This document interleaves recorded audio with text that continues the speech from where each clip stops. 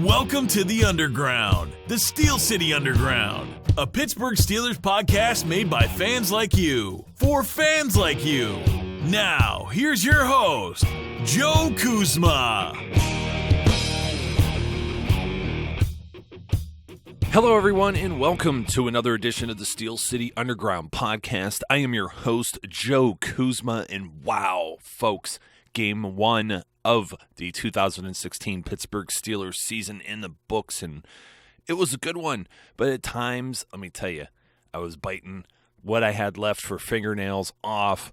I was pulling what little hair I have left out, and what hair was there was already turning gray. It wasn't always pretty. But the Pittsburgh Steelers come away with a big victory, 38-16. Everyone is talking about the offense. Everyone is just very excited about what happened, but that's kind of the consequence of when things tend to go your way.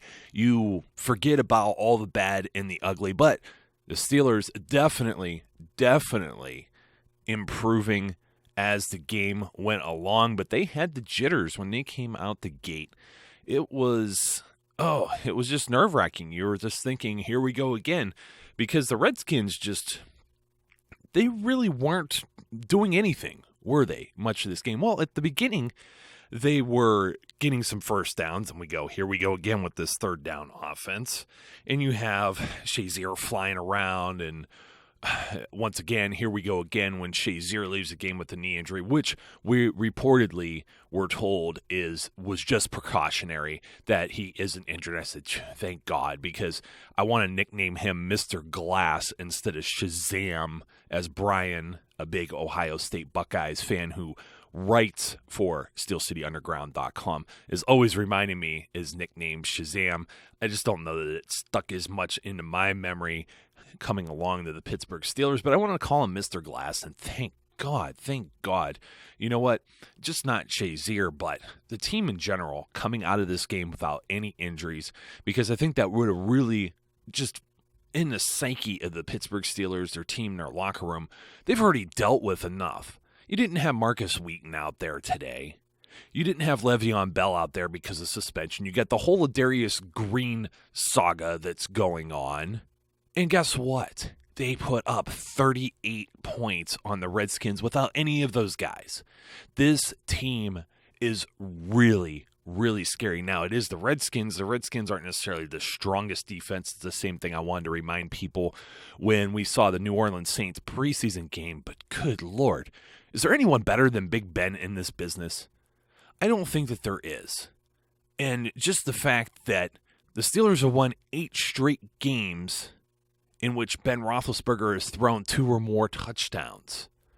He is on fire, folks, and the Steelers truly go the way he goes. Obviously, Antonio Brown having a big game as well. DeAngelo Williams, the oldest running back at 33 years of age now, with 100 rushing yards and 2 rushing touchdowns, in a game since, the bus. Jerome Bettis in 2005, and that was Week 14 versus the Bears. Some of those statistics provided by ESPN and NFL. So, wow, 38-16, the biggest blowout in Week 1 by far. Just incredible. Well, I guess you could say maybe, the 49ers won by a little bit more, right? But I don't know. I could give them some credit, but I really don't care about the 49ers here. This is all about the Steelers. It was tough in the beginning, like I said. There were some missed tackles. You had guys flying around. You're worried about Jordan Reed. He just steamrolled over everyone. Now, as I said in the preview podcast, and I may have talked about, we had so many preview articles up on SteelCityUnderground.com now. We have a general preview. We have a fast facts. We have several other articles that were detailing this game from all of the writers that are on my team, all of the contributors. I'm very grateful for. And, of course, we will have a lot of post-game analysis as well that you could check out on the site. But all of us pretty much felt there was no way. We did the Madden simulation, and Matt Jones had like 125 yards rushing. We're like, there's no way that is going to happen. Matt Jones isn't going to run on this defense. The Steelers have always been strong against the rush, even when their defense seems like they weren't the old Blitzburg and Steel Curtain of the past. It's just the pass, and it is a passing league. But that said, Kirk Cousins came into this with like some crazy streak, having not thrown any interceptions, and he throws two. And of course, the one at the end to James Harrison, questionable, could have hit the turf. It was just like nobody cared at that point. Let's just get out of the building, and there's no consequence to this game. But wow, speaking of interceptions, I mean, Ben Roethlisberger comes right out the gate. It looks like everything's working pretty well. I mean, we go 3 and out or so, or we go out pretty quick on that first drive, and then you have Roethlisberger throw an interception, and that play is actually a deflection off of Eli Rogers' hands, and it kind of gets batted up, and he catches it. And the first thing I thought of as I'm talking to my cousin watching this game and other people that are part of the SCU team here, and I said, you know what? If Landry Jones had done that, everyone would there may have been, he may have needed like police staying outside of his hotel that night because people would have wanted to murder him. But Ben Roethlisberger obviously has earned, well, more than enough respect from Steelers Nation. I just wanted to give a little parallel there. Somebody's still going to think I'm crazy. Joe, you're still defending Landry Jones. It's like, you're nuts. Yeah, I'm crazy. I know it. But I'm just trying to compare apples to apples here with what happens in some of these games. You got a jump ball, and it's not all on Ben. Maybe the ball gets placed better. Maybe it's a route that's not run necessarily to perfection. You do have practically you could call Eli Rogers a rookie, even though he's a second-year player because he didn't play it all last year. And man, what a find Eli Rogers was. I mean, this kid, 6 catches, 59 yards, and he has the touchdown that's the ping pong ball. Speaking of deflections, he makes up for it. How about the awareness? Like I'm saying, when things go your way, you are a genius. And that's one of the ones, aside from the Steelers just being incredibly gutsy, Ben Roethlisberger nearly commits a second turnover, gets the ball batted out of his hands, and then somehow works the pile and saves that fumble, recovers that fumble himself, and everything is still looking doom and gloom. And then they're on their 13-yard line, and Ben just goes on a little scamper, 3 for 3, 28 yards, and then they have a 4th and 1 from the 29, and what do? They throw a deep ball to Antonio Brown, and Antonio makes one heck of a play for the touchdown. Like I said, genius if it works. Pitchforks, torches, fire Haley, fire Tomlin the next morning if it doesn't. Gutsy. We feel good about it because it went our way. So 2 things that went our way. Eli Rogers, and man, Eli Rogers, I am impressed. I even had him in the fantasy world there because, like I said, sometimes the reality has to translate to fantasy, and boy, did it ever. Sammy Coates was a little disappointing at first, ended up with 2 catches for 56 yards. Of course, the long being the 42-yarder, where Josh Norman, God knows what he was doing, tries to jam him on the line and then didn't exactly bump him into coverage. There was no help over the top for Norman there. But Coates only targeted 3 times in that game. Highest targeted player obviously was AB, who had his 8 catches, 126 yards, 2 touchdowns, and a twerk, for which they got a flag for.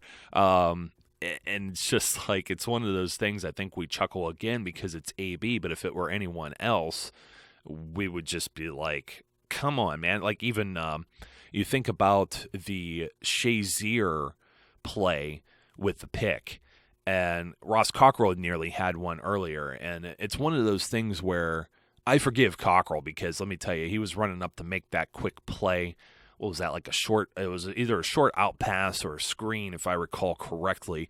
And you could tell Cockrell's running up to go into coverage, and all of a sudden this ball is thrown into, I don't know where, Kirk Cousins. Maybe it's another blown play with a bad route running by the receiver, miscommunication obviously with the QB Cousins there, and he practically threw it to Cockrell, and it hits Cockrell in the back shoulder as he's running forward, and you could tell he wanted that one back. Now, are you going to say you got to make that play? Oh, I would love to make that play. But if you're thinking about, for all intents and purposes, you're running forward full speed with tunnel vision on the player that's getting the ball. You had your eye kind of on the ball, and all of a sudden the ball is at you, and you try to stop on a dime, and it's just past you.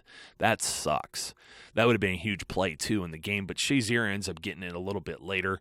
And I love it. I mean, so many people, you're starting to see this kid really break out. I said Troy 2.0. Troy, when he was at Polamalu, for those who don't know which Troy I'm talking about, young in his young career, just the parallels are starting to come together. Shazier just making these big plays already. The big one on Jordan Reed in the back of the end zone as well. Wow, what great coverage. Gets turned around to the ball at the last second, tips it right out of his hands, because if he doesn't turn, that's probably a flag, and they're going to get the ball there with a chance to score. And that was a big deal with the Steelers defense as well. I was talking about the penalty, by the way. I wanted to mention that on that Shazier return, there was a block in the back by Mike Mitchell, and at that point, it seems as though I didn't get to see a replay of what happened and what Mitchell did, but a lot of people were cursing because I think the Steelers had the ball easily within the 20, probably down near the 10. I don't have the numbers right in front of me, so I apologize. But that ball gets backed all the way up, and then the Steelers force the drive, obviously. But, man, the defense, bend but don't break. I mean, they were down 6-0. They only give up 2 field goals, including off of the interception. Washington is unable to capitalize there. Huge, huge, huge game by the D. I really liked all of the different looks that I saw. I got to see Sean Davis playing a lot of slot corner in that game, also playing in his natural safety position.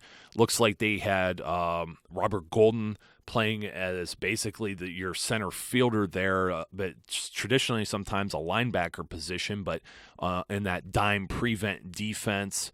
We got to see Artie Burns is just fast. And I know on the one he was offside, but, man, playing off the edge, that kid's going to block a field goal this year. And he may do it next week at Heinz Field against the Cincinnati Bengals.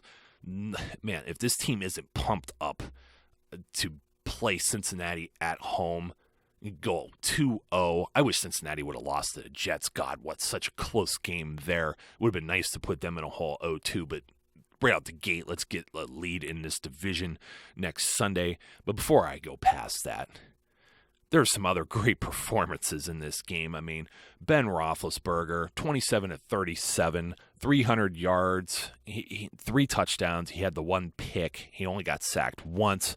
He had a 112.4 quarterback rating.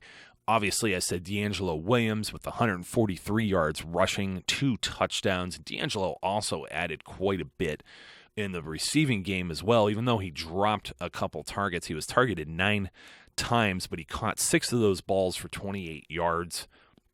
A little 14-yard scamper as well. But some of those dump-offs still move you forward. 2-3 yard pickups here or there versus a sack. I will take that all the time. He's always a check down for Ben Roethlisberger.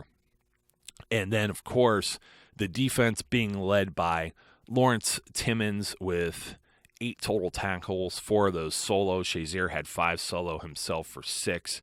Mitchell, Gay, and Golden all combined for at least 6 tackles in some variation or the other. And then Jarvis Jones also with 6 tackles. Davis and Cockrell 4 and 4. So you see a lot of secondary plays, and I was quite interested in the rotation, too, that the Steelers used on defense. Speaking of which, a good portion of the beginning of that game, we didn't see James Harrison.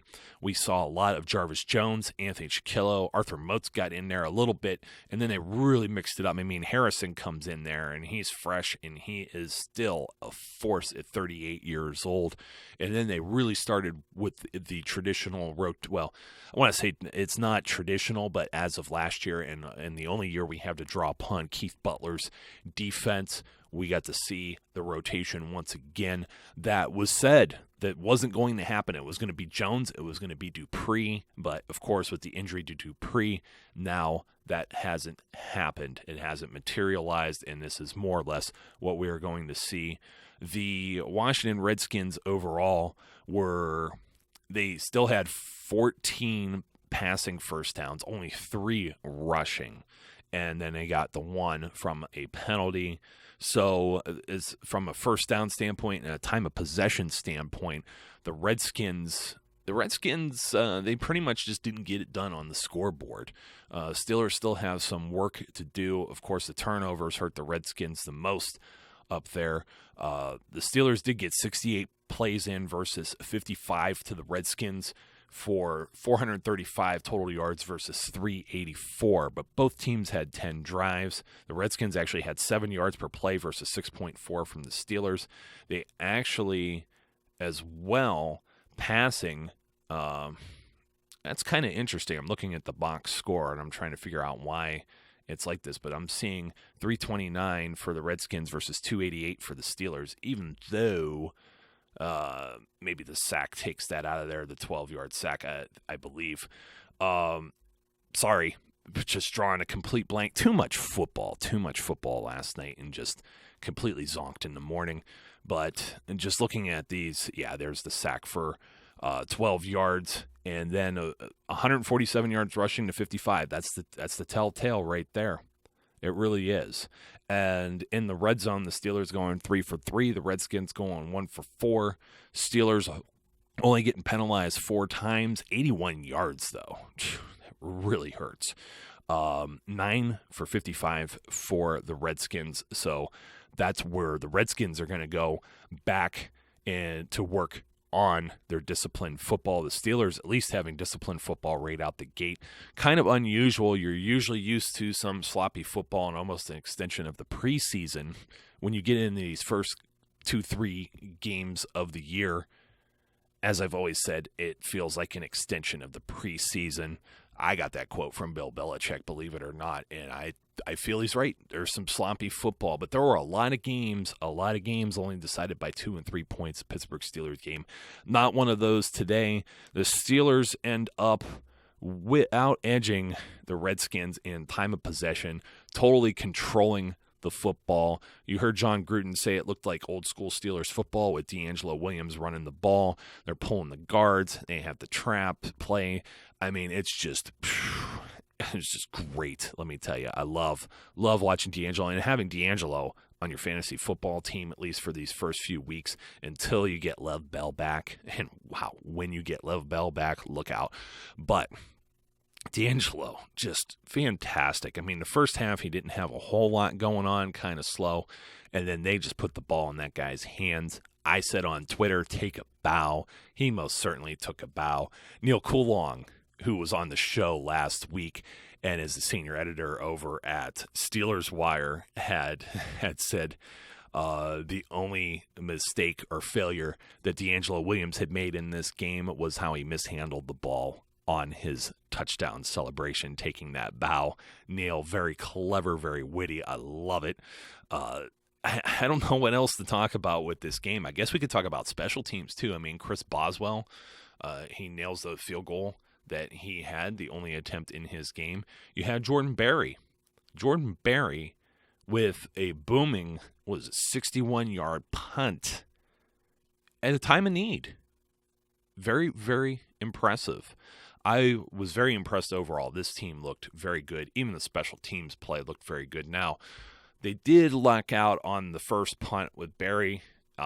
believe, who was it from the Redskins, calls the fair catch that's returning the ball. For some reason, I wanted to say Jamison Crowder, but I don't think it was Jamison Crowder. So the Steelers luck out there because I think Barry actually outkicked his punt coverage there, and the only gunner he had down there was already pretty deep and would have been just blown by. So that happens. But we got to talk about AB again. So AB gets 8 of those catches today. Is there any doubt that Antonio Brown is the best in the game? Now, they weren't always working him against Norman. And what's scary is there's a few of those balls that were even, maybe if it's a better pass or a different situation, Antonio Brown still gets a few more catches than that. I feel like the dummy for not playing Antonio Brown in the daily fantasy world. He was expensive, as he should be, the highest priced. I think he may have been the highest priced player this week because the guy just produces constantly. And for those of you who don't play that type of game, they make it expensive. You have a salary cap. They make it expensive for you to get the best player, so you just can't easily win. So Antonio Brown, obviously, being one of the best, also one of the most expensive to get. So on the whole train of thought with the wide receivers, I want to also, again, congratulate Eli Rogers, first career touchdown. Very cool, even under the circumstances. Jesse James almost nearly got one there, too. Man, right in the back of the end zone, just like we saw against the Oakland Raiders, like we seen Heath Miller do multiple times. James had a very, very nice game once again. Pull this up. Jesse James, 5 catches, 31 yards. Makes you wonder if the Steelers have done enough at the tight end position. Now, some of those pass rushes, you got to give the other team credit. Redskins aren't necessarily just there for a pickup game. Does look like a pickup game, though, when Ben Roethlisberger fields a bad snap, picks it up off the grass, practically doesn't even look up and just heaves a ball downfield. What exactly is that? It's like the Sandlot. Absolutely crazy, crazy, crazy. It makes it look so easy. That's why we love our Steelers. That's why we know Ben and AB and company are just so good, and they're only going to get better as time goes on. Once again, very happy this team was able to come out of this game healthy. Of course, the Steelers very good on third down efficiency, 9 for 14. The defense holds the Redskins to 3 of 10, and then also holds the Redskins on fourth down to on both fourth down attempts that the Redskins had, 0 for 2. And I don't really get the one. I guess the momentum and just trying to keep up with the Joneses, as my mother used to say. They just wanted to do what the Steelers were doing. You're not the Steelers. I understand you have some weapons on that defense, or on that offense, I should say. You have like a Deshaun Jackson and a Pierre Garçon, who has always been a very solid NFL player as well. You just aren't the Steelers' offense. Those play calls, you got to give Todd Haley some credit. This game plan was very well put together. I love the look on the one with Eli Rogers coming out on a slot off of an inside post route. Oh, just unbelievable. I couldn't believe it. Eli Rogers, to me, looks like Antonio Brown Jr. in that game. I love it because I think there's just a very high ceiling for Eli. And just going 9 for 14 on third down, 2 of 2 as the Steelers offense, and then holding the Redskins to 3 of 10 and 0 for 2 with third and fourth down by the defense is just a tremendous job. I think I've beat the dead horse on all of the things I could say about this game. I didn't really point out any individual efforts on the defense other than Shazier. Lawrence Timmons sometimes kind of makes me cringe, but then again, the actual scheme system, the personnel that's out there, the formation that they're playing versus that offense kind of put him in some awkward spots at first. I know there was a missed tackle early on, but some of the other couple other plays that may have been attributed to him being the closest guy. I mean, come on. He's a linebacker that's just hit, 30 years of age. He's still very good, but you could see here that maybe the Steelers, this is one of the reasons why they haven't extended his contract yet. I saw him out there on third down, but the whole leading up to this point into the season where now the Steelers don't traditionally talk contracts, Lawrence Timmons, they felt, was not a 3-down back. He was out there, so we'll see. And also, speaking of inside linebackers, when Shazier's pulled from the game, it was interesting that Vince Williams wasn't the man who went out there, but yet it was L.J. Fort. And L.J. Fort comes out and nearly forces a fumble or a pick or whatever you want to call that duck that Kirk Cousins throws up. Fort comes right in and makes one heck of a play. This was a guy many people didn't feel was going to make the roster at the end of training camp, end of the preseason, and there he is out there making plays. Another tremendous find. When you talk about these names, listen to the names that you're mentioning. You're talking about Sammy Coates, who, okay, he was a draft pick, so you might expect a little more of him, but like Eli Rogers, you got the left side of your line with Alejandro Villanueva and Ramon Foster, all undrafted players I mentioned there. And then you're going to mention L.J. Fort, another guy that they just found like off the street somewhere.